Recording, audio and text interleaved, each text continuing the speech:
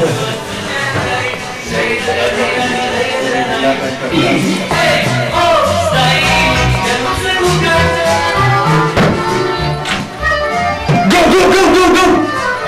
Yeah, I know.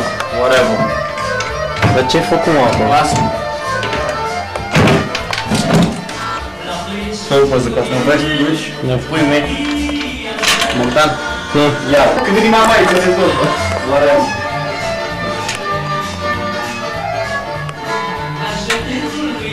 What?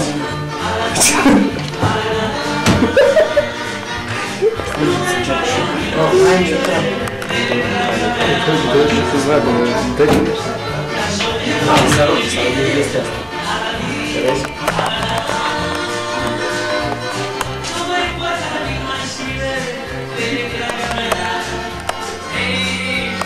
N-ai ce o să mă stau. Vede-mi! Lasă! E decapotatul acum. George, nu cred că ești în starea de a fi tâmplat. Nu, lasă-mă puțin. Ce cheliți? Băi! E a meu! Lasă-mă! Hai-mi pula mea la shoturi, dispar de aici. Băi! Deci, George, hai, lasă că o așezăm. Dispare-mi pula mea. Lasă-o.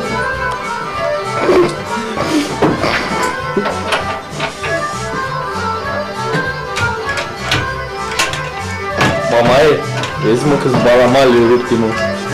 Nu mai ai să mai faci. Hai să vă spun o mică poveste de când eram eu. Da, să vedeți, scoate o tap din buzunar acum, balamale, alea, șau! Faci un patch cord. Îi faci un patch, îi aplic un patch din ăla, 101, Libeta. George, să zic un mic story. Când eram eu mic, odată am spart o bază. Stai să dau și bine la cameră. Hai, Nu la dansez. ai văzut? Ca la Lego. S-a văzut. Cât? Datorez. Hai, cultură, hai. Faci tu o mică. Așa am făcut și eu lui mama odată. Pula mea sus. Și recunosc că am învinuit-o pe mama pentru că a spart un bibelou, de fapt care l-am spart eu și l-am lipit provizor. Deci eu așa făceam. Când rupeam ceva, mama era de bine. Ia mișcam. Mai lași. Mai lași. Să te fut. Bine, la computer le duc eu. Salut, George. Thank you, Octav. Hai-mi pula mea la shoturi. Shoturi de ce?